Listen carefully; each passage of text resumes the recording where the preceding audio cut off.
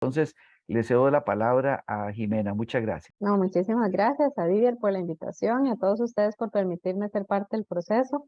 Pero por cualquier cosa, mi nombre es Jimena Samper Villarreal.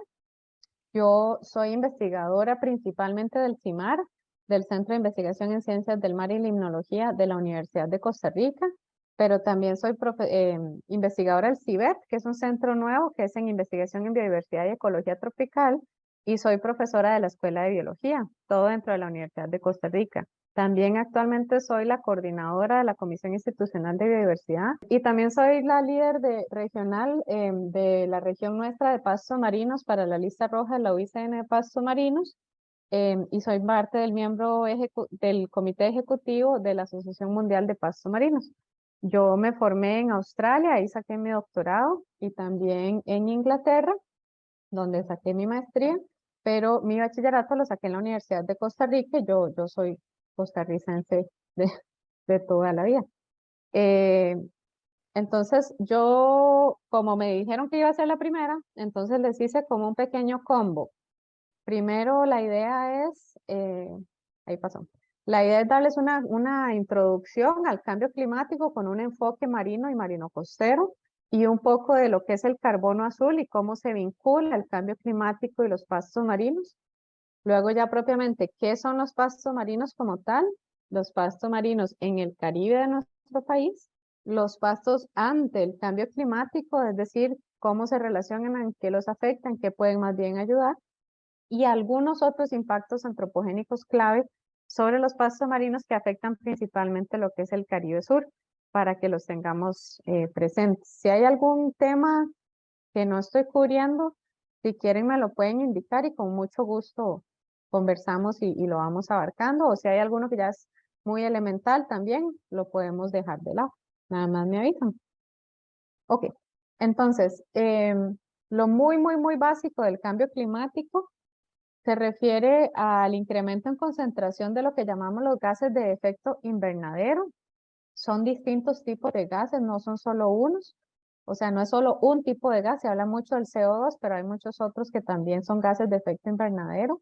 Lo que hacen estos gases es como si fuera un invernadero de estos de vidrio. El vidrio se refiere a estos gases, forman como una capa que donde entran los rayos del sol no dejan que ese, digamos, ese calor que entra a nuestro planeta salga otra vez. Entonces hay una acumulación de calor debido a esta capa de gases.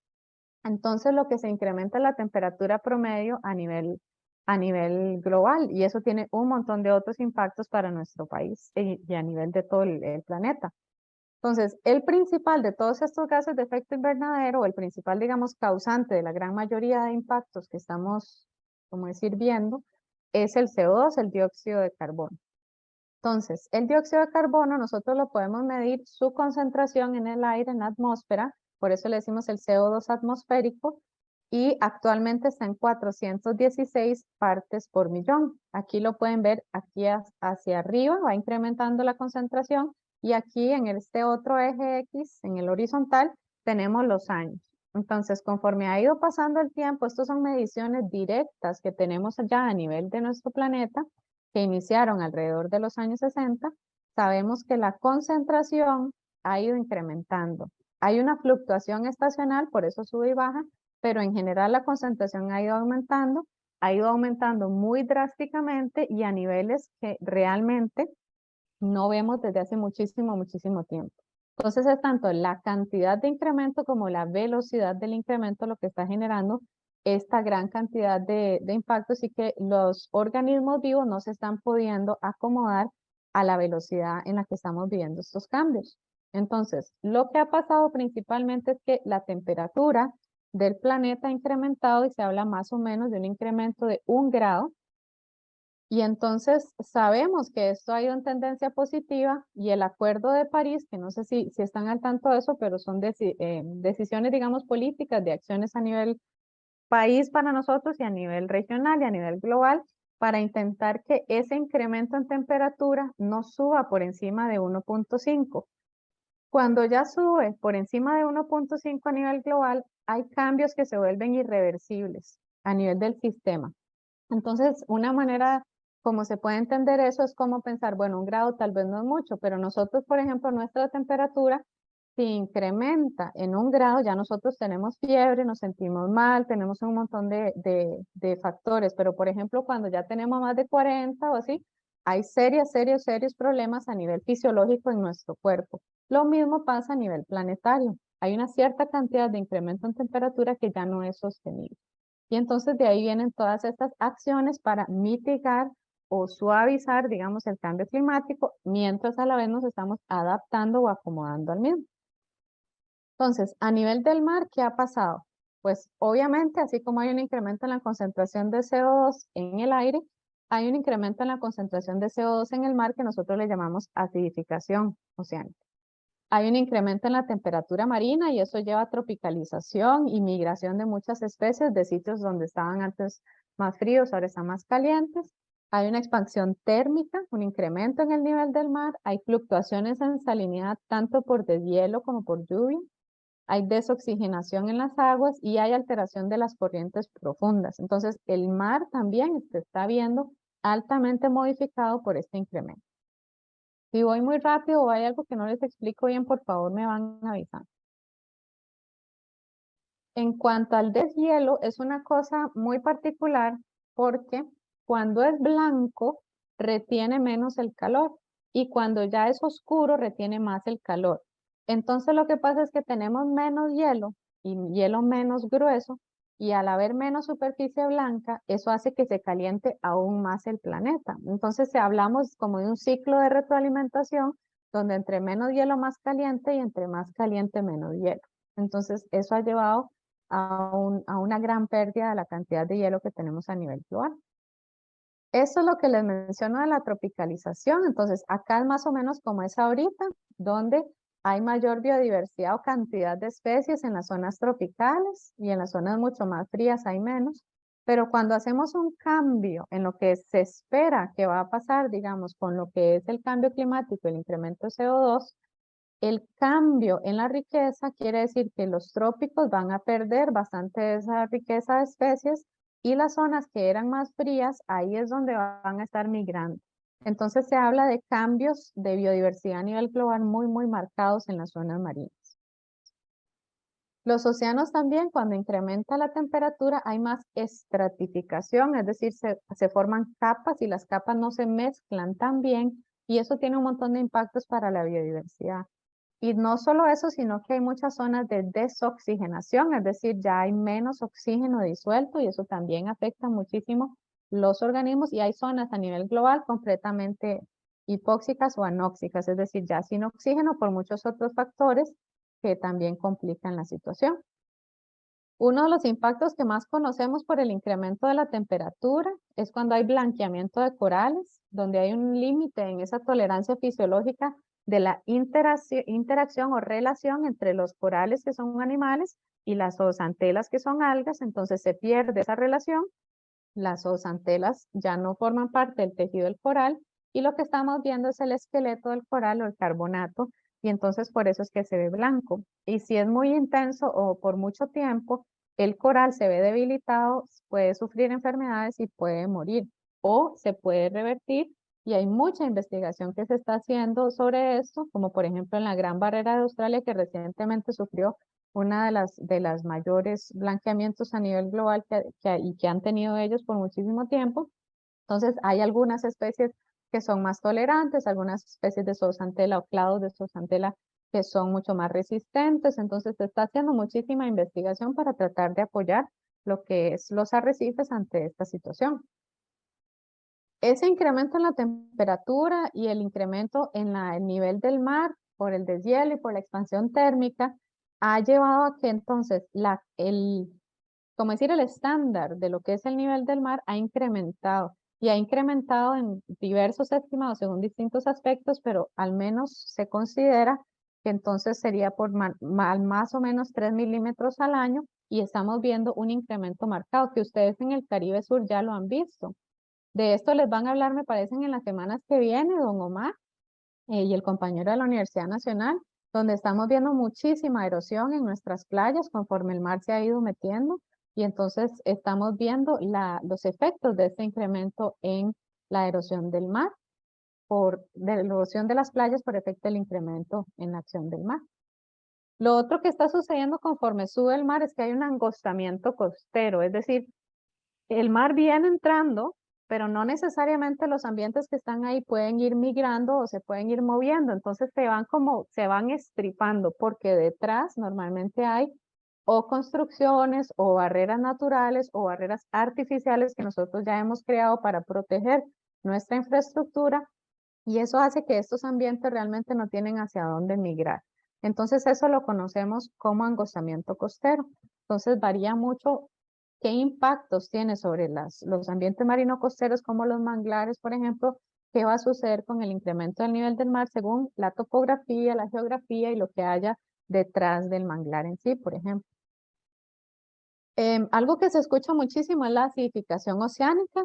Entonces, los océanos funcionan como un sumidero de carbono, que quiere decir absorben muchísimo carbono en su agua. Se dice que realmente han amortiguado la concentración de CO2 atmosférico muchísimo. Algunos calculan que hasta un 50% a nivel histórico, porque ese CO2 atmosférico es absorbido por el mar. Lo que pasa es que cuando entra se disuelve, se mezcla con el agua y forma un ácido. De ahí que hablan de la acidificación. Entonces, aquí tenemos otra vez la concentración de CO2 atmosférica, y aquí es donde ha ido incrementando, como les mencioné y les mostré en el gráfico anterior. Este que es verde es la concentración de CO2 en el agua, y igualmente ha ido incrementando. Y en azul tenemos la concentración de pH, que entre más bajo quiere decir que es más ácido. Entonces, conforme ha incrementado la concentración de CO2 atmosférica y en el mar se ha ido volviendo cada vez más ácido. ¿Y eso qué pasa? Que afecta muchísimo a los organismos carbonatados, como por ejemplo erizos, como por ejemplo larvas de peces, obviamente los corales y muchos otros organismos que conocemos, y entonces hay una gran afectación a la biodiversidad marino-costera, no solo en sus estructuras, sino también hasta aspectos de comportamiento. Entonces, por ejemplo, lo que es un arrecife coralino, en teoría saludable, con una concentración baja de CO2, que vean que esto es en el 2011, y era una concentración mucho menor a la que tenemos actualmente. Cuando esa acidificación incrementa, el arrecife como tal se ve sumamente deteriorado, y ya llega un punto donde esa estructura carbonatada no se puede formar en un medio tan ácido. Entonces perdemos el ecosistema como tal de arrecife coralino, que son uno de los más vulnerables ante el cambio climático por efectos de acidificación.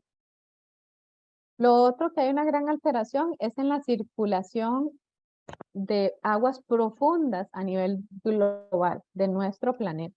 Esas corrientes profundas son muy importantes porque ellas regulan gran cantidad del clima. Entonces, estas variaciones en temperatura, salinidad, densidad del suelo, lluvia, deshielo, etcétera, afectan estas profundidades marinas, afectan la velocidad con la que se mueven, y entonces afectan la regulación del clima a nivel global. Entonces, tenemos muchísimos cambios vinculados al cambio climático: incremento del nivel del mar, calentamiento, acidificación, cambios en corrientes, desoxigenación, y estos afectan de distinta manera distintos sitios en lo que es la línea de costa y lo que es el mar.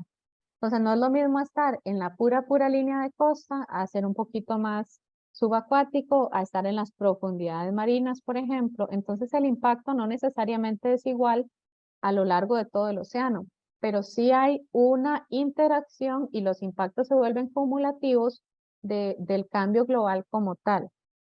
Y lo otro es que el cambio global es un impacto, pero está vinculado y está relacionado, y hay una sinergia con muchos impactos también locales. Entonces no es lo mismo ser un arrecife coralino que no tiene ningún tipo de otro impacto y responder al estrés del cambio global, a ser un arrecife que ya está afectado por exceso de nutrientes, por excesiva pesca, por daños físicos, daños mecánicos, químicos, etcétera, y además que le lleguen este montón de factores estresantes del cambio global. Entonces es muy importante ponerle atención tanto al cambio global como a los impactos locales, que normalmente podemos hacer, digamos, algunas acciones de gestión para ayudar a la conservación y a la resiliencia o respuesta positiva de estos ambientes ante el cambio climático. Entonces, en resumen, hay cambios en las corrientes marinas, mayor estratificación, incremento en el nivel del mar, de hielo y acidificación en el mar por incremento de CO2, que es básicamente lo que llamamos el cambio climático, y a eso también lo afectan los impactos locales e interactúan, y todo esto tiene impactos en la vida marina costera. ¿Ok? ¿Hasta aquí hay alguna consulta?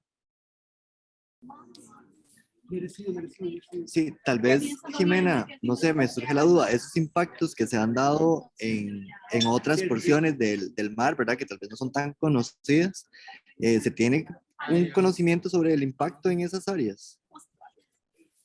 De impactos como antropogénicos. ¿Quién es Gustavo? No, pero ellos hablando ahí.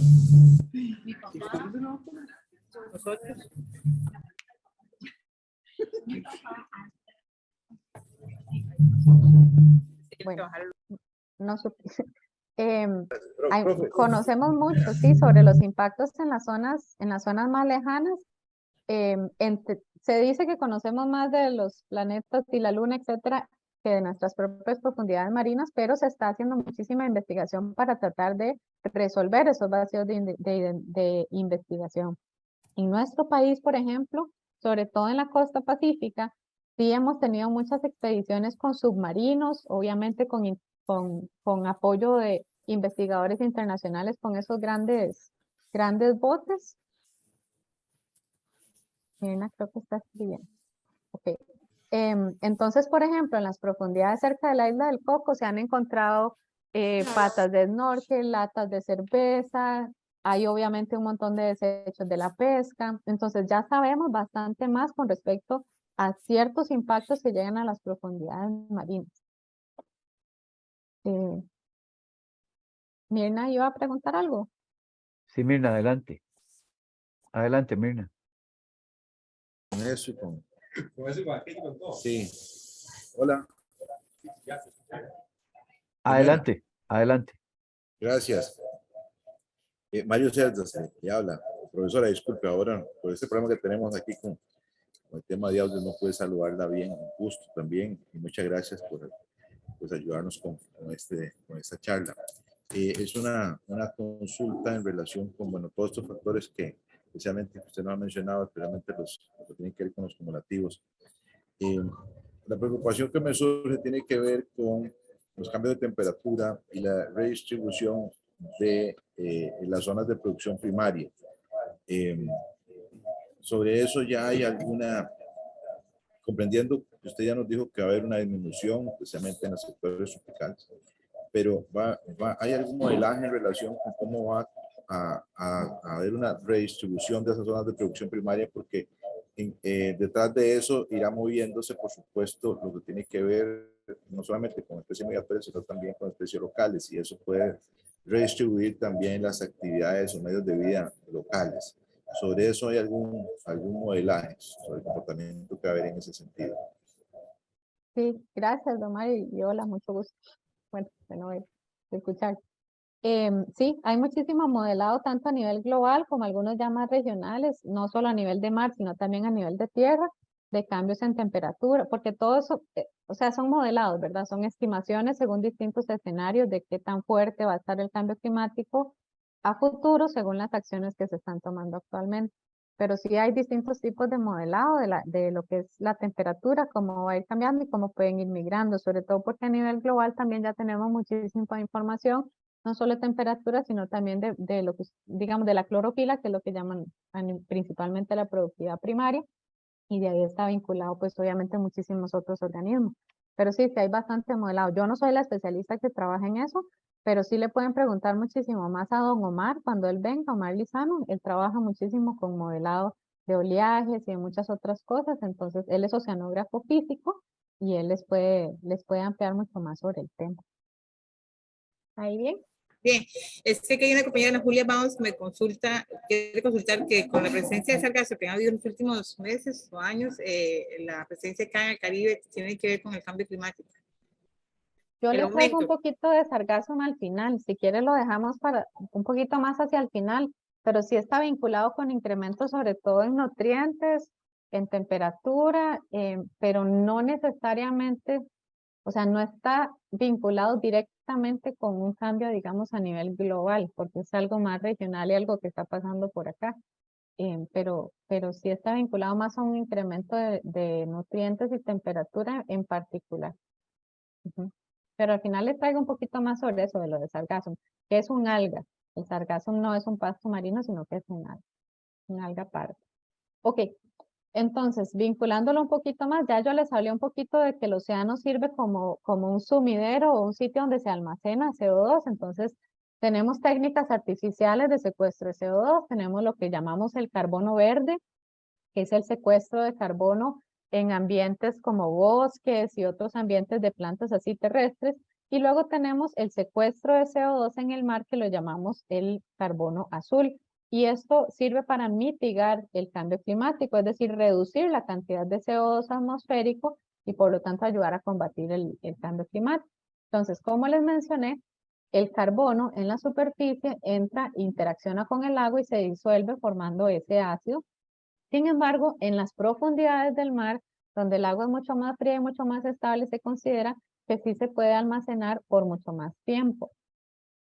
Hay otra cosa también que conocemos como la bomba biológica, que es decir que el fitoplancton absorbe, digamos, gran cantidad de ese carbono y que luego pasa por la red trófica, y una vez que ellos pues fallecen o mueren, caen a la profundidad marina, donde pueden ser enterrados, tardan más en descomponerse y muchos otros aspectos. Entonces los fondos marinos se considera que son un buen sitio de almacenamiento de carbono a largo plazo. Okay. Y entonces hay sitios o digamos algunos aspectos donde hay más carbono azul que otros. Entonces el término carbono azul es un término de manejo. Como investigadores nosotros sabemos desde mucho tiempo antes que estos ambientes y en el océano suceden estos procesos. Más o menos como en el 2009 surgió el boom del carbono azul, porque son sitios donde se almacena el carbono a largo plazo en ambientes con plantas en la zona marino costera. Lo que pasa es que sabemos que estos ambientes secuestran o almacenan este carbono no por 100 años, no por 200, sino por miles de años. Y estamos hablando de 3 ambientes en particular, aunque hay otros hasta cierto nivel como los que le mencioné del fondo marino, pero son principalmente las marismas o humedales marinos que están principalmente en zonas frías, los bosques de manglar que están solamente en zonas tropicales y subtropicales, y las praderas de pasto marinos que encontramos tanto en zonas frías como en las tropicales. Y estos ambientes guardan carbono propio que ellos producen por la fotosíntesis y carbono que viene de otras fuentes, pero todos lo secuestran. ¿Por qué fue tan boom? ¿Por qué es que el carbono azul se ha vuelto tanta locura? Porque estos ambientes marino costeros guardan más carbono que los ambientes terrestres, muchísimo más. Entonces, la cantidad de carbono que almacena un bosque de manglar en comparación a un bosque terrestre es mayor en el manglar. Ahora, ¿por qué? Eso es muy raro cuando uno lo piensa, porque si no puede ser que esos bosques gigantescos del Amazonas secuestren menos carbono que un pastito ahí en el mar, ¿ok?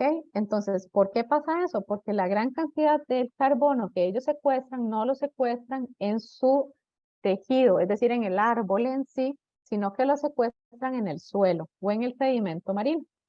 Entonces, cuando nosotros vemos un ambiente terrestre, la cantidad de carbono que hay en el suelo es menor, mientras que en un ambiente marino, la cantidad de carbono que hay debajo, digamos, de la vegetación en el suelo es mucho mayor, que se ha acumulado por muchísimo, muchísimo, muchísimo tiempo, por miles de años, poquito a poquito se ha ido enterrando.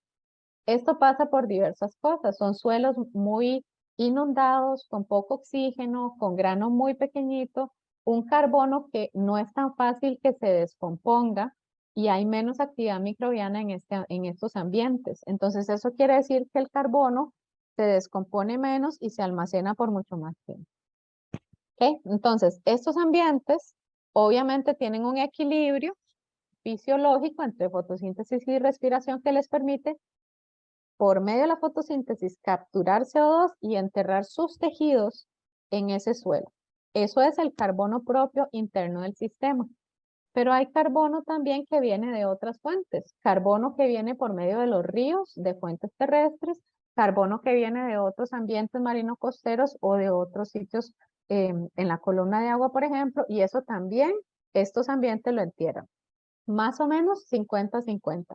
Entierran 50% su propio carbono y 50% carbono de otras fuentes y todo lo meten ahí como en un baúl, le ponen un candado y de ahí no sale, a menos de que haya una alteración en el ecosistema y entonces ya no puedan proteger eso. Ahora, no es lo mismo el stock de carbono, la cantidad de carbono que hay ahí, es decir, la cantidad de monedas que hay ahí en ese baúl, a la tasa de secuestro de carbono, que es cuántas moneditas le puedo echar yo al baúl cada año. Esa tasa de secuestro es la más importante porque es la que ayuda con la mitigación del cambio climático. Entonces, esas tasas de secuestro nosotros las estamos tratando de obtener a nivel nacional, tanto en praderas de pastos marinos como en manglares, que a veces se nos ha complicado. En Cahuita, por ejemplo, nosotros colectamos distintos muestras de perfiles y los datamos con plomo y todo, pero salieron mezcladas, entonces no pudimos calcular la tasa de secuestro, pero estamos en ese proceso. Entonces, esta capa de tejido vivo protege ese carbono que ha sido secuestrado por muchísimo, muchísimo tiempo en esta parte de abajo, que es el sedimento. Y nosotros, cuando hacemos nuestras investigaciones, sabemos que hay variabilidad entre ecosistemas, entre sitios, dentro de sitios, por dinámicas tróficas, etc. Entonces, aquí tienen en el eje vertical la cantidad de carbono y aquí en el eje horizontal son distintas praderas de pasto marino que secuestran distintas cantidades de carbono. Y lo que nosotros como investigadores andamos buscando es cuáles son las que tienen mayor cantidad de carbono y cuáles son las que tienen la mayor tasa de secuestro de carbono para seleccionar qué sitios son mejores para proteger esos ambientes, es decir, digamos, conservarlos y que no se vayan a degradar y no perder ese carbono, y dónde podemos empezar o pensar en procesos de restauración de estos ambientes para secuestro de carbono. Entonces, gran parte de la investigación que nosotros hacemos es para identificarlo. Y esto tiene un costo. Estos ambientes están secuestrando carbono gratis. Ellos no cobran por hacerlo. Si nosotros fuéramos a convertir eso en un valor monetario, los ambientes marinos costeros como los manglares y los pastos marinos brindan una gran cantidad de servicios gratis cada año a los seres humanos que de no tener estos ambientes tendríamos que pagar. Eduardo, algo iba a decir, o quienes estén en Eduardo, en el chat. Los datos de captura de carbono para el Caribe, para el manglar. De tasas de secuestro todavía no están para ninguno de los dos, están en proceso. Tenemos dataciones, pero no ha salido la tasa de secuestro todavía. Okay. Entonces, ya entrando en la materia, ¿qué son los pastos marinos? Los pastos marinos no es la gran complicación. Lo más importante entender es que no son algas. Los pastos marinos son plantas verdaderas. Son plantas que tienen flores, tienen frutos, tienen semillas. Y la diferencia es que a diferencia de las plantas terrestres que tienen flores y tienen frutos, como los mangos, etcétera, así, estas plantas pueden vivir en ambientes salinos y en ambientes salobres. Son plantas que están sobre el sustrato marino, es decir, son bentónicas y llevan a cabo la fotosíntesis, entonces necesitan la luz. Creo que Mirna tiene prendido el video, no sé si es por algo en particular. Ahí está. Ok, entonces, ¿cómo son los pastos marinos? Porque me imagino que todos trabajando en el área de conservación han tenido oportunidad de verlos. Cuando uno va al campo y snorkelea y ve los pastos marinos, normalmente lo que ve son solo las hojas. Entonces, ese es el tejido fotosintético y que nosotros le llamamos el tejido sobre el sustrato. Debajo, enterrado en la arena y en el barro, hay un montón, una maraña, digamos, de raíces y rizomas o tallos horizontales, que es el tejido no fotosintético y es sumamente importante porque eso es lo que amarra el sedimento. Entonces, esta zona no fotosintética o el tejido no fotosintético, ahí almacenan los productos de la fotosíntesis y es lo que les permite resistir cuando las condiciones no están bien y también tienen raíces por medio de las cuales absorben nutrientes del sistema. Entonces, estas plantas lo que conforman es el ecosistema o el ambiente marino costero que conocemos como pradera de pasto marino, que es sumamente importante, es igual de importante que un manglar o igual de importante que un arrecife coralino. Lo que pasa es que normalmente no se habla tanto de ellos, pero las praderas de pasto marino son sumamente importantes como un ambiente marino costero. Y hay gran cantidad de especies de pasto marinos con variedad en su estructura y en sus estrategias de vida. Ahora, ¿cuáles son los beneficios de estas praderas? Ya sabemos que secuestran carbono y ayudan en la mitigación del cambio climático, pero nos brindan un montón de otros beneficios, no solo por medio de su productividad primaria, sino que absorben nutrientes, ellos los usan, ayudan a limpiar el agua, evitan que se erosione la línea de costa, promueven que se asiente el sedimento. Ellos obviamente son consumidos de manera directa e indirecta por un montón de otros organismos, algunos de ellos en peligro de extinción, algunos de ellos sumamente carismáticos como los manatís, las tortugas, pero hay otros como los peces, los erizos y hay herbívoros también muy pequeñitos. Son un ambiente guardería, es decir, los juveniles pasan el tiempo en el pasto marino y luego van al arrecife y ahí, por ejemplo, es donde los pescan. Y obviamente tienen una grandísima cantidad de organismos asociados, entonces como ecosistemas son sumamente importantes. A nivel mundial hay 12 géneros de pasto marino y 72 especies, sobre todo y la mayor biodiversidad está en el Indo-Pacífico, que lo vemos en distintos ambientes como en los manglares y los arrecifes coralinos por igual. Hay distintas estrategias de vida, como les mencionaba, algunos pastos son más grandes, es decir, crecen más lento, pero resisten muy bien impactos. Y hay otros pastos más pequeños que crecen mucho más rápido y son muy buenos para recuperarse de impactos, pero no los resisten muy bien. Entonces son estrategias de vida muy distintas, incluido cómo se reproducen, la forma de sus hojas y un montón de cosas.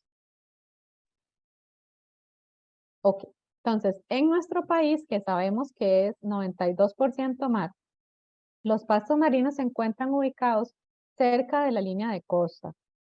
Ellos normalmente los encontramos en nuestro país a menos de 10 metros de profundidad en marea baja, sobre todo porque nuestras aguas no son tan limpias o claras, no son tan transparentes como en otros sitios.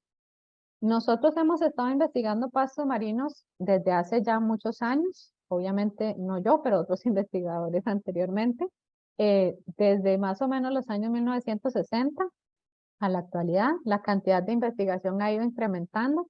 Era principalmente en el Caribe, pero en años más recientes se ha trabajado mucho más investigando los pastos marinos del Pacífico, se conocían mucho menos. Aquí pueden ver una muestra de herbario de Thalassia testudinum, es la primera que tenemos en nuestros herbarios, es de 1963. La colectaron unos investigadores que querían ver las algas que crecían sobre el pasto. Y en Playas del Coco, por ejemplo, la primera muestra es de 1967. Entonces, ¿cuáles son los pastos marinos que tenemos en nuestro país? Tenemos 5 géneros y 7 especies. En el Pacífico hay una lodule que se llama Bodetum, y en el Caribe principalmente los que vemos son estos dos, Thalassia testudinum, que es el pasto tortuga, y Syringodon filiforme, que le llaman el pasto manatí. Pero también tenemos esta, Alophila decipiens, que está más profundo y es un poquito más difícil verla, pero son 2 hojitas pequeñitas que salen. Ahora, ninguna de estas en realidad se está viendo afectada a nivel de peligro o amenaza de extinción. Sin embargo, Thalassia testudinum, a nivel del Gran Caribe, que es donde está, sí consideramos que está cerca de ser amenazada porque ha tenido muchos impactos en la década reciente. En las 2 costas encontramos estas 3 especies, Alophila bailoni, Rupia marítima y Alodule ricti. Y ahí sí tenemos una especie que es vulnerable ante la lista roja de la UICN, que es el pasto treo. Y también ya sabemos y estamos claros de que hay una especie que se llama Alophila engelmani que no tenemos en nuestro país, aunque ha sido reportada anteriormente, sino que es una confusión y en realidad es Alophila bailoni. Nosotros tenemos una lámina de identificación de pastos marinos. Esta y todas las otras infografías que van a ver, nosotros en el CIMAR las tenemos disponibles. Fueron producto de un proyecto de acción social que monté con don Jorge Cortés hace varios años. Entonces, si las quieren, yo también se las puedo facilitar, ya sea por correo electrónico o de distintas maneras. Pero ahí tienen para identificar todos los pastos marinos de nuestro país. Entonces, ¿dónde están? En el Pacífico pueden ver que hay muchos puntos de pasto marino donde ha sido reportado, donde sabemos que está recientemente, donde hemos tenido pérdida de pastos marinos. Y en el Caribe, principalmente se encuentran en la zona del Caribe Centro y Caribe Sur. Normalmente en el Caribe se desarrollan detrás de la cresta del arrecife, o al menos las estructuras, digamos, remanentes de algunos arrecifes que los protegen de un oleaje muy fuerte. Ellos se desarrollan en las zonas más tranquilas, así como los manglares que también están en zonas bastante tranquilas, los pastos marinos también. Lo que sí es que son muy distintos. Los pastos marinos del Pacífico se dominan por estos dos géneros, Halófila y Alodule. Son de las especies más pequeñas de pasto que tenemos a nivel mundial y entonces son praderas mucho más dinámicas. En el Caribe, la especie que tenemos que domina las praderas es Thalassia testuina. Thalassia es una de las especies más grandes de pasto marino y es la más grande del Caribe y la más grande de nuestro país. Entonces, las estrategias de vida del Pacífico y del Caribe son distintas y la manera como responden a los cambios y a las perturbaciones o impactos es un poco distinto. Entonces, principalmente en el Caribe tenemos especies más grandes, más robustas, más buenas para resistir, que forman praderas que siempre están ahí, que llamamos más persistentes y que es mucho más fácil, digamos, ir y verlos y accesar. Entonces, yo les voy a mencionar un poquito de qué sabemos sobre los pastos marinos en el Caribe Sur, sobre todo, de las investigaciones que hemos hecho a lo largo de los años en el CIMAR, sobre todo. En el Refugio Nacional de Vida Silvestre Gandoca Manzanillo, hay una investigación que se hizo y se publicó en el 2009, donde se investigaron pastos marinos en múltiples sitios. Aquí pueden ver en las zonas donde ellos tienen mapeados pastos marinos en el refugio. Y entonces se midió productividad, biomasa, etcétera, un montón de variables. Y ellos encontraron que había variación espacial y temporal en la producción de estos pastos. Y aquí pueden ver, por ejemplo, en los distintos sitios, A, B, C, D, E son los sitios, pueden ver que a una profundidad de 0 a 1 hay menos, en este caso, biomasa o cantidad de tejido sobre y bajo sustrato, o similar a 1 a 2, y conforme vamos a mayor profundidad, vamos perdiendo los pastos marinos, y ya para 3, 4 metros ya encontraban muy poquito material. Entonces ya sabemos, por ejemplo, que a mayor profundidad vamos a tener menos de estas especies que ellos encontraron, que fueron Thalassia y Syringol.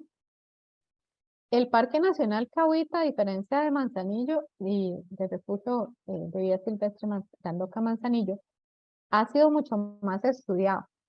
Cahuita es el sitio, digamos, donde se escogió hacer un monitoreo a largo plazo en las praderas de pasto, que quieren el material didáctico de las láminas. Sí, yo con mucho gusto les paso la presentación, no tengo ningún problema y les puedo pasar los artículos que están detrás de esta presentación. Todo lo que les voy a presentar ha sido publicado, ningún problema. ¿Dónde iba? Ok, entonces sí, el Parque Nacional Cahuita es el sitio, digamos, donde ha sido más estudiado. Esta investigación de Painter en el 2001 investigó pastos marinos en estos 3 sitios. Acá, si ustedes van a este sitio, hoy por hoy hay muy poco o nada de pasto marino. Es un sitio donde hemos perdido en gran parte el pasto marino. Sabemos que hay variación espacial, obviamente, en todo lo que es la laguna del arrecife, de donde hay más y menos pasto, donde hay más productividad, menos productividad. Y en el 2009 y 2021, ya un estudiante mío hizo un mapeo mucho más detallado de cobertura, densidad, carbono, en el sedimento y en la biomasa y todo, vinculado con variaciones espaciales, que ahorita les comento un poquito más, y viendo la variación entre el 2019 y el 2021. Entonces eso todavía no está disponible, pero ya está. Algunos de los estudios que se han hecho, por ejemplo, revelan lo poco que sabemos sobre los pastos marinos en este sitio. Por ejemplo, un estudio taxonómico que hicimos, donde solo fuimos a muestrear 3 veces en el 2006, para lo que eran algas que crecen sobre los pastos marinos, un estudio meramente taxonómico. Con solo ese esfuerzo de muestreo, reportamos 17 especies por primera vez para el Parque Nacional Cahuita, 4 especies por primera vez para el Caribe de Costa Rica, y 3 especies por primera vez para todo Costa Rica. Entonces eso revela que es algo que se ha estudiado muy poco y que tenemos que estudiar muchísimo más. Sabemos también que los pastos marinos, sobre todo Thalassia y Syringodium, florean y producen, digamos, sus frutos y sus semillas de manera sincronizada en un momento específico durante el año. Sobre todo en la primera época seca, se producen las primeras floraciones y así empieza el ciclo. Y esto está verificado con muestras de herbario. Y esto nosotros lo relacionamos principalmente a que en esa época, pues obviamente la claridad del agua, hay menor precipitación, pero vienen calentándose más de un periodo donde el agua es mucho más fría, donde, digamos durante diciembre, enero, febrero, por ahí. Y son las épocas de mareas más bajas. Entonces eso fomenta y ayuda a la polinización que estas plantas lo llevan a cabo por medio del agua y por medio de invertebrados marinos.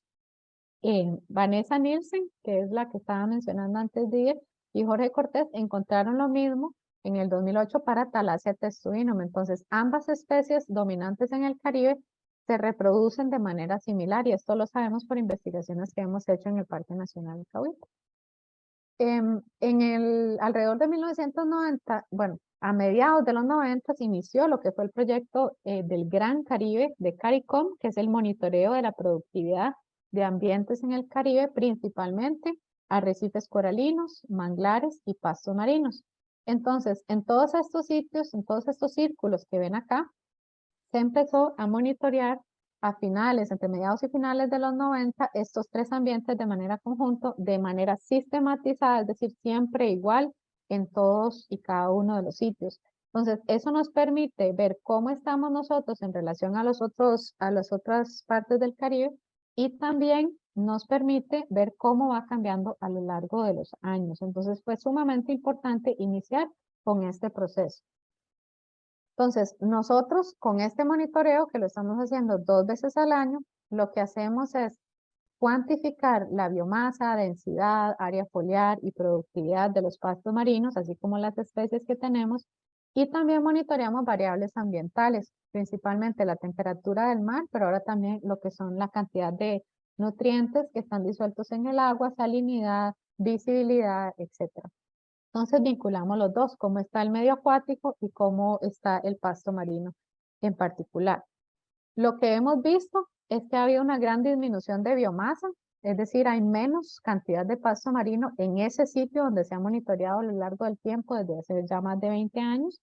Sobre todo las hojas de esta especie, Thalassia testuinum, se han vuelto más pequeñas y más angostas. Obviamente tenemos variabilidad dentro del año, entre años, y lo que sí hemos visto es que han empezado a aparecer más especies colonizadoras. Entonces la pradera antes era sumamente dominada por Thalassia grande, ahora la encontramos sobre todo con Thalassia muy cortita y con Syringodium también muy cortito, y hay zonas donde ya se ve así, que son zonas donde solamente hay Alodule. Alodule es una especie colonizadora que crece muy rápido, y hay zonas donde ya no vemos pasto marino, que antes había pasto marino y ya no lo hay. Entonces, cuando empezamos a ver este patrón, lo primero que nosotros dijimos fue tiene que ser el agua, aquí es una zona donde se pone muy turbio, tiene que ser que ya los pastos no están pudiendo con la cantidad de material suspendido y nutrientes, etcétera, ya tiene que ser que no le está llegando la luz para fotosintetizar. Entonces, lo que hicimos fue ver y analizar si hay un exceso de nutrientes. Cuando hay un exceso de nutrientes, sobre todo, hay un incremento de algas epífitas que crecen sobre las hojas y no los dejan fotosintetizar y afectan la columna de agua, que se vuelve mucho más turbia y no le deja que llegue la luz, y entonces tenemos una pérdida en la cantidad de pasto y podemos perder el pasto como tal. Entonces esa fue la primera pregunta. Entonces nosotros por 2 años muestreamos en 6 sitios la calidad de agua en el Parque Nacional Cahuita. Cada 3 meses fuimos y monitoreamos todas las variables bioquímicas. Después de ese periodo vimos que en realidad el oxígeno, la temperatura, la transparencia, que es el SEC, y la cantidad de clorofila o algas suspendidas en la columna de agua están similares a como han sido reportadas anteriormente y están en condiciones que permiten que el pasto marino se desarrolle. La salinidad ha disminuido un poco, el material suspendido ha disminuido un poco, que es algo positivo, pero no está como los primeros reportes antes de que supiéramos la cantidad de sedimento que está llegando allá. Y en cambio la cantidad de nutrientes, sobre todo nitrógeno, sí ha ido incrementando, que va de la mano con un incremento poblacional en la zona y que no haya tratamiento adecuado de aguas residuales, etc. Entonces, esto es un factor que nosotros tenemos que monitorear y evitar que vaya a empeorar la situación, pero las condiciones actuales no nos explican el deterioro que hemos visto en las praderas de pasto marino. Son condiciones donde ellos realmente deberían de poder desarrollarse adecuadamente. Entonces, ¿qué hemos visto en la pradera? Que más o menos en el año 2000, las hojas medían 20 centímetros y tenían un ancho de 1 centímetro. Para el 2015, las hojas pasaron de 20 a 3 centímetros de largo y de 10 milímetros de ancho a 6 milímetros de ancho. Y ahora están igual o más pequeñas. Entonces, si sabemos que la calidad de agua no era un causante, teníamos que ver otras opciones. Lo primero que analizamos era una posible implicación de herbivoría, un exceso de herbivoría, que es algo que se ha estado viendo en el Gran Caribe, y también entender cuáles son las implicaciones para la cantidad de carbono que secuestran estos ambientes. Entonces, ¿qué hicimos? Pues sabemos que hay una gran cantidad de organismos que se comen los pastos marinos, pero queríamos saber principalmente si eran los mega herbívoros, es decir, las tortugas, los manatíes o posiblemente otros peces mucho más grandes de abetos. Entonces, pusimos unas jaulas en el campo por 13 meses, que son jaulas de exclusión de mega herbívoros. No dejan que los herbívoros se coman el pasto adentro de las jaulas, mientras que afuera tenemos controles que siguen siendo comidos, o sea, los pueden consumir. Entonces hicimos un análisis de los pastos marinos y del sedimento, luego de ese periodo de exclusión, y presentamos, ya está publicado por dicha por primera vez, los valores de carbono azul en las praderas de nuestro Caribe y valores de isótopos estables para pastos marinos que son muy útiles también para otras investigaciones tróficas. ¿Qué vimos? Obviamente que dentro de las jaulas hubo un incremento muy marcado en lo que es cobertura, biomasa sobre sustrato, el largo y ancho de las hojas, sobre todo de la especie dominante que es Thalassia. Entonces, después de 13 meses, así es como se ve afuera de la jaula y así es como se ve adentro de la jaula, con una zona de transición. Eso que les muestro es exactamente lo mismo a lo largo del tiempo, que es este eje horizontal, la cantidad total de cobertura de pasto marino, que es este eje vertical. Estos puntitos verdes son adentro de las jaulas y hay un incremento de cobertura sumamente marcado. Mientras que afuera de las jaulas, más bien, hasta que fue disminuyendo la cobertura. Igual para la altura del dosel, adentro pasó de menos de 5 centímetros hasta tener más de 20 centímetros, mientras que afuera se mantuvo alrededor de los 5 centímetros. Y en el momento en el que quitamos las jaulas, se vinieron y se comieron todos los pastos marinos. Eso es este asterisco que está ahí. Nos quitamos en la tarde y a la mañana siguiente ya se veían exactamente igual que los controles. Entonces, así se veía dentro de las jaulas y así se veía fuera de las jaulas. Y eso está relacionado, o aquí, digamos, se los muestro de otra manera, lo que es verde es adentro de las jaulas. La biomasa debajo del sustrato, es decir, los rizomas, muy similar adentro y afuera, eso es algo positivo. No hay afectación de esa biomasa todavía, pero hay muchas más hojas. Y las hojas son más largas y más anchas adentro de la jaula. Luego lo pueden ver con más detalle. Entonces, básicamente, cuando pusimos la jaula, se veía así en todos, adentro de la jaula y dentro del control. Y luego de la exclusión, adentro de la jaula se veía así y en el control seguía igual o menor. ¿Qué sabemos? Que entonces sí está siendo afectado el dosel por herbivoría, por estos mega herbívoros. Están afectando qué tan largas y qué tan anchas son las hojas. Sabemos por cuantificación que hicimos que hay más carbono azul adentro de la jaula, sobre todo porque la cantidad de sedimento que ellos atrapan es mayor adentro de las jaulas. Nuestros datos siguen siendo una posible subestimación porque aunque las hojas fueron mayores en otros sitios del Caribe y anteriormente en este mismo sitio, las hojas eran mucho más largas. Entonces realmente puede ser que esos 13 meses no alcanzaran para llegar a su máximo o puede ser que las tortugas estuvieran metiendo las cabezas por los lados de las jaulas y no permitieran que pasara de cierto punto. Entonces puede ser una subestimación. Sí hemos visto un cambio en la composición de especies. Hemos visto que ha pasado de esta especie grande dominante a especies mucho más colonizadoras y eso puede llevar a una posible pérdida de especies de pastos marinos. Pero también eso puede hacer que haya menos carbono azul en estas praderas. Entonces nosotros encontramos más carbono cuando hay especies más grandes y ayudan a esa acreción. Y esa cantidad de carbono también gran parte es del propio pasto. Cuando tenemos especies mucho más pequeñitas, la cantidad de carbono que almacenan estas praderas es menos y es mucho más vulnerable y no retienen tanto carbono propio, que es lo más importante, digamos, para lo que es mitigación. Ahora, ¿qué puede pasar? Puede pasar que en estos sitios siga habiendo un exceso de herbivoría, como hemos visto en otros sitios del Caribe, al punto de que las tortugas empiezan a escarbar y a comerse las partes subterráneas del pasto y muy fácilmente empiezan ya a deteriorar el pasto al punto de que desaparece. Eso ya lo hemos visto.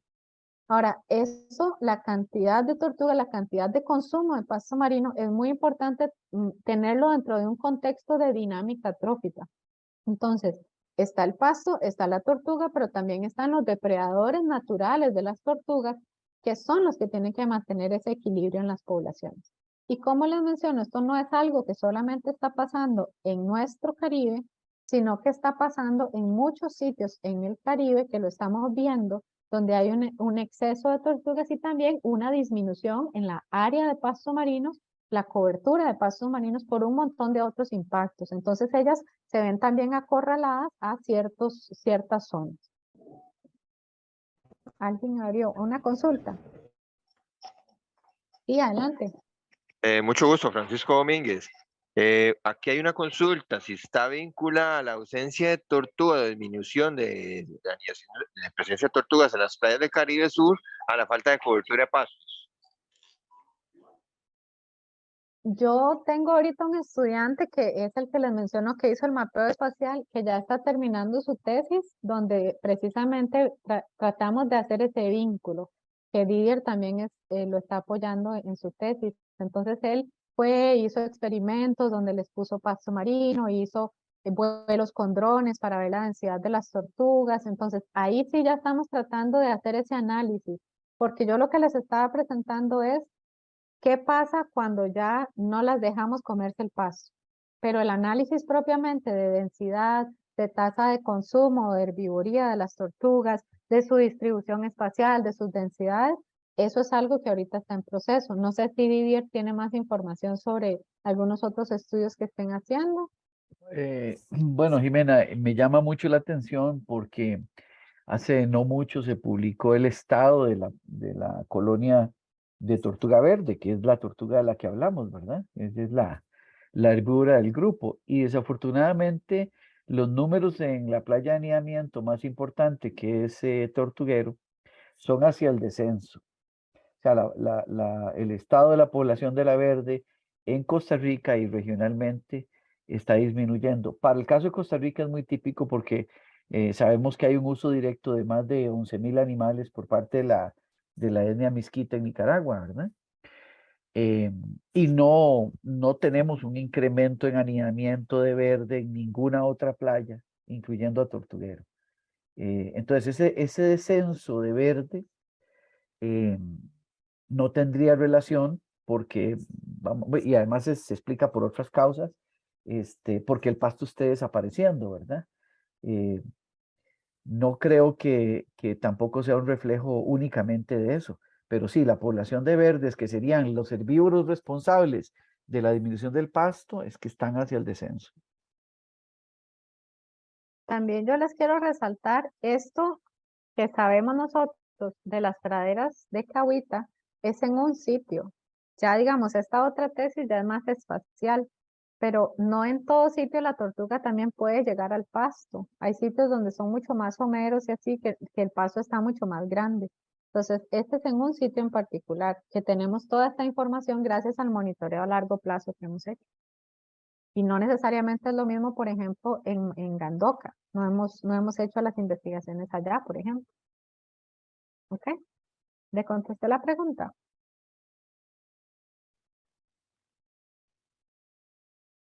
Bueno, si no me dice. Sí, gracias. Ya entrando en otros aspectos, dejando un poco eso de lado, tenemos que tener presente de que los ambientes están conectados entre sí. No es que las praderas viven completamente solas. Y en el caso del Caribe Sur, por ejemplo, se desarrollan en la laguna del Arrecife Y esa cresta del arrecife donde los protegen del oleaje es sumamente importante. Y hemos visto un deterioro y hemos visto que no necesariamente están en las mejores condiciones, y si eso llega a permitir que entre más el agua, entonces eso puede afectar muchísimo al pasto marino, sobre todo ahora que vemos incremento en el nivel del mar. Entonces, cuando hay entrada de más agua y entrada con más energía, se produce una mayor turbulencia o digamos un mayor movimiento del agua que puede llevar a mucha erosión, y eso puede dificultar mucho la presencia y el desarrollo de los pastos marinos. Que hemos visto también que cuando incrementa el nivel del mar, pues obviamente entre más profunda estén las praderas, tienen menos luz. Entonces hay un límite de tolerancia que tienen los pastos marinos y ciertas especies para soportar que suba o que incremente el mar o la profundidad sobre ellos. En cambio, las que están muy someras, pues obviamente ya llega un punto en el que si ya quedan expuestas y se desecan o hay un incremento en temperatura o demasiada lluvia, entonces también se ven afectadas. Entonces ellas sí necesitan cierta cantidad de agua mientras les permita llevar a cabo la fotosíntesis. Entonces el incremento en el nivel del mar también las afecta directamente con disminuir la cantidad de la luz.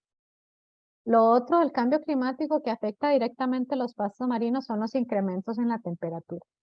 Igual que vemos, digamos, blanqueamiento en los arrecifes de coral, en los pastos marinos podemos ver que si hay un incremento de la temperatura mantenido o eventos por cierta cantidad de tiempo, el pasto se ve sumamente estresado y puede llegar hasta a botar sus hojas porque se le queman de la cantidad de luz. ¿Sí, Francisco? Profesora, Mario Cerdas, pero creo que va por ahí mi pregunta con lo que usted está explicando en este momento, porque tiene que ver si los resultados del 2000 al 2000, la primera década, sí, 2015, estaban asociados precisamente a los cambios que hemos estado sufriendo en términos de los regímenes de lluvia. Entonces, eso definitivamente tiene una incidencia a nivel marino, y algunos de esos factores pueden ir determinando pues, esos niveles de estrés que usted mencionaba ahorita sobre infiltración de luz, temperaturas, etcétera. Los escenarios que tenemos nosotros para esta región pues nos hablan de una disminución en este periodo de lluvias y un aumento a finales de la década de los 20. Eso va a generar pues diferentes reacciones de los organismos, entre ellos por supuesto los sutiles como en este caso los pastos.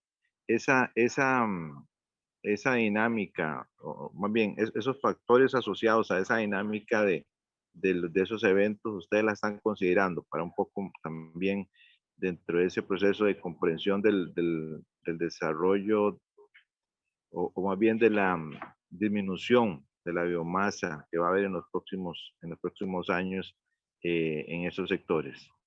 Gracias. Sí, gracias, Omar.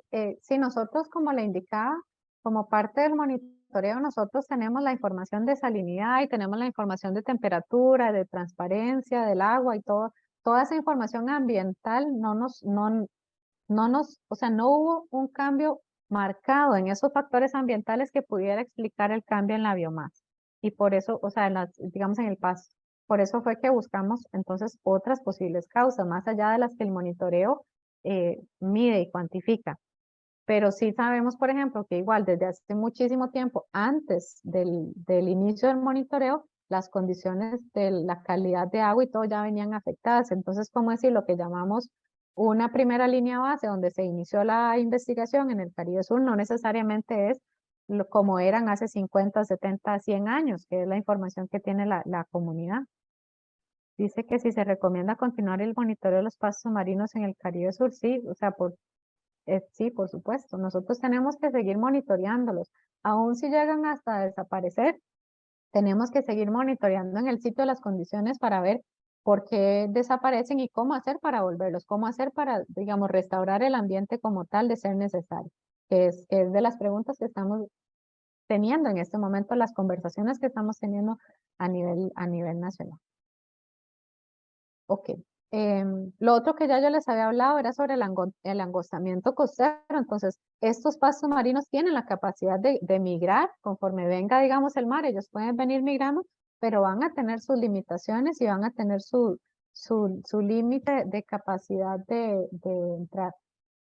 Dice Mirna que si hay propuesta para restaurar. Es algo que estamos conversando, pero es algo que tenemos que conversar con ustedes también. Y se está intentando buscar financiamiento, que me parece que ustedes son parte de esa conversación también. Y yo con muchísimo gusto, cuando quieran, podemos conversar. En el CIMAR ya tenemos un proyecto de restauración de pastos marinos a nivel nacional. Estamos iniciando, justo inició en julio. El primer sitio donde estamos trabajando es en el Pacífico Norte, donde sabemos que desapareció una pradera desde mediados de los 90, y entonces es el primer sitio donde estamos trabajando, porque tenemos fondos para hacerlo allá, pero dentro de ese gran proyecto podemos trabajar en el Caribe Sur, pero es una conversación y un trabajo que tendría que ser obviamente interdisciplinario con ustedes como SINAC también. Entonces, con mucho gusto podemos conversar más al respecto. Algo bueno y algo positivo del cambio climático y los pastos marinos, a los pastos marinos no les afecta la acidificación. A los pastos marinos, ellos necesitan CO2 para fotosintetizar. Entonces, entre más CO2 hay, que es lo que ven aquí, digamos, esta es, ¿dónde está? Aquí.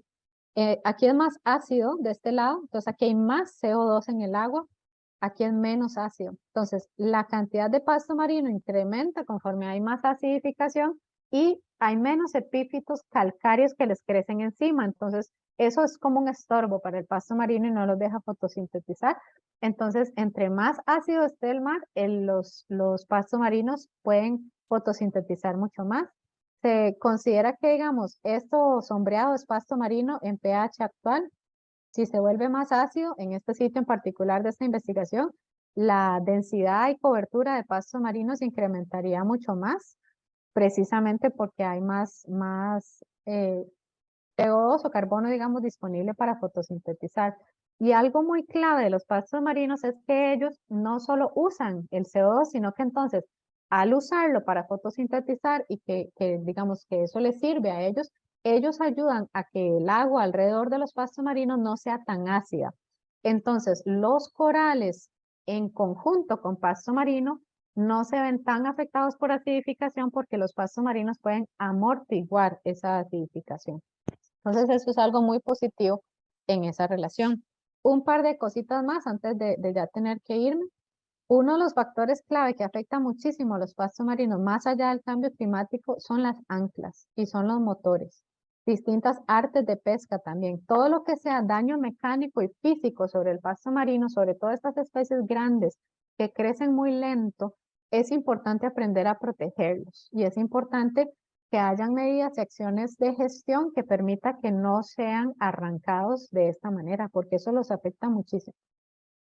Y aquí está lo del sargazo. La cantidad de sargazo que ha llegado no solo afecta cuando ya llega a la playa, que es lo que nosotros, digamos, vemos, sino que hay una marea en lo que es el agua, una marea parda o café, como le quieran llamar.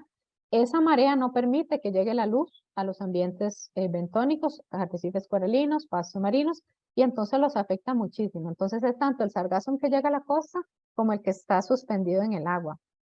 Como les mencionaba, es algo que se está estudiando qué es lo que está causando, es un fenómeno que se está dando a nivel regional.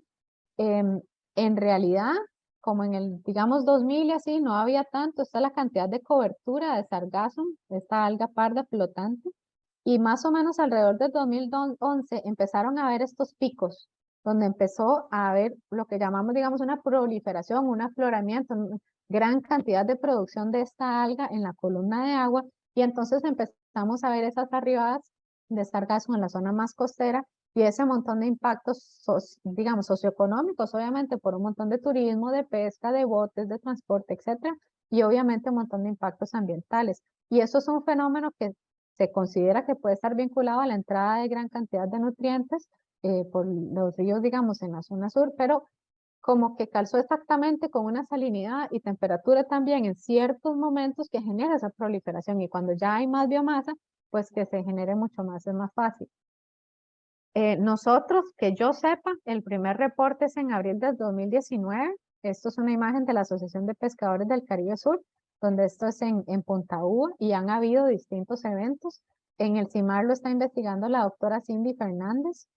y se está haciendo un análisis a nivel regional y hay distintas iniciativas de manejo, de cómo detenerlo, etcétera, y ellos son los que lo están monitoreando. Es muy importante entender que este sargazo que está llegando es distinto al sargazo que nosotros tenemos natural. Punta Uva se llama Punta Uva, sobre todo porque hay mucho sargazo natural nuestro, que está adherido a los sustratos rocosos. Este que está llegando es distinto, es mucho más dorado, tiene otro, o sea, son distintas, las especies son distintas y se diferencian taxonómicamente, pero es muy importante entender que este viene flotando de afuera y no es el sargazo que tenemos nosotros naturalmente.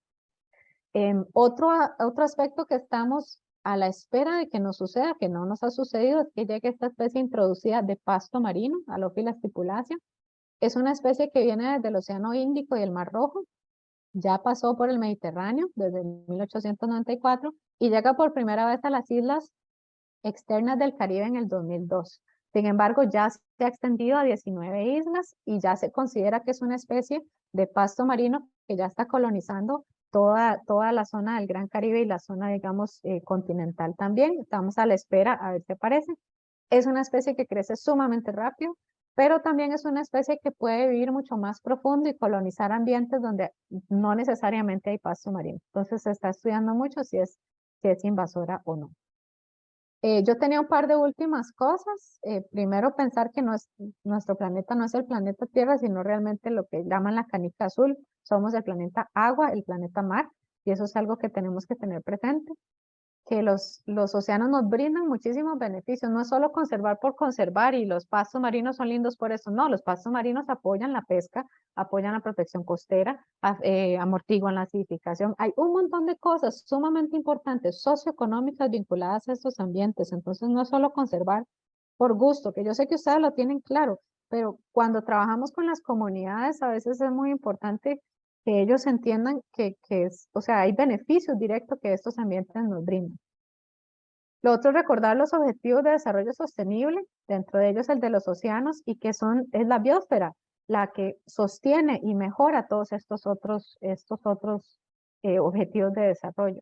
Y lo último es que estamos en la década de los océanos, en las Naciones Unidas, que ya ustedes saben, y estamos en la década de la restauración de ambientes. Entonces, este es el momento ideal donde nosotros a nivel nacional podemos enfocarnos mucho en nuestros océanos y pensar en cómo podemos restaurar o mejorar sitios donde estos se han visto perjudicados. Eso era lo que yo les traía de la Estrategia Nacional Nuestra de Restauración, donde son muy pocos las iniciativas marinas. Todas las infografías y todo están disponibles en línea para cuando ustedes quieran. Yo se las puedo facilitar a Didier, que se las haga llegar. Hay videos en YouTube, en el canal, siempre estamos poniendo infografías en las redes sociales. Y todo ese trabajo que yo les estoy mencionando de nuestro país, pues ha sido el trabajo de una gran cantidad de personas a lo largo de los años, investigadores de antes, muchísimo liderado por el doctor Jorge Cortés y muchísimos estudiantes y voluntarios que nos han ayudado en todo el proceso y obviamente que ha sido financiado principalmente por la Universidad de Costa Rica propiamente. Eso era. Jimena, muchas gracias. Ujú. Sabemos que tenés que retirarte porque en 5 minutos tenés que estar conectada en otra reunión.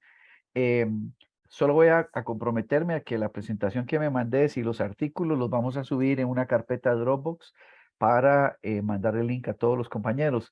Creo que Francisco tiene una última pregunta y necesitamos sí que Jimena se desconecte faltando 4 minutos para las 10 de la mañana. Gracias, Francisco. Muchas gracias, don Dire. Mario Cerdas, Jimena, verdad que muchas gracias, como siempre, usted muy puntual, y muy explícita y magistral la presentación. Le agradecemos mucho toda la información. Solo, a ver, para que no nos quede una sensación de abrumados, ¿no? Como normalmente pasa cuando hablamos del tema de cambio climático. Algunos tenemos la reflexión de que es importante hacer una reconstrucción de los umbrales para efectos de que nuestro proceso de restauración realmente pensemos en generar, como usted bien lo mencionó, resiliencia y no necesariamente volver a los valores históricos, pensando que los múltiples factores que están interviniendo nos va a imposibilitar realmente hacer procesos de restauración tal cuales. Entonces, que más bien deberíamos de estar de cara a la comprensión de cuál va a ser las nuevas condiciones y cómo cómo podríamos más bien desacelerar los factores que nos puedan dar o mantener en términos de funcionamiento de esos ecosistemas. Pero eso va a requerir definitivamente que hagamos una reflexión sobre los umbrales a futuro y no los umbrales históricos. Sobre eso me gustaría que usted nos hiciera una última reflexión, tal vez de un minuto, y podríamos conversar en otro momento. Sí, yo les quiero pedir disculpas, es que si yo soy la que tiene que hacer la sesión ahorita a las 10, igual es por Zoom, entonces hasta que yo no abra la sesión no pueden entrar. Es sumamente importante entender, sí, o sea, hay cambios que no necesariamente son reversibles o podrían ser reversibles, sobre todo si las condiciones se mantienen o empeoran. Y hay ciertos aspectos sobre los cuales podemos actuar y sobre los que no.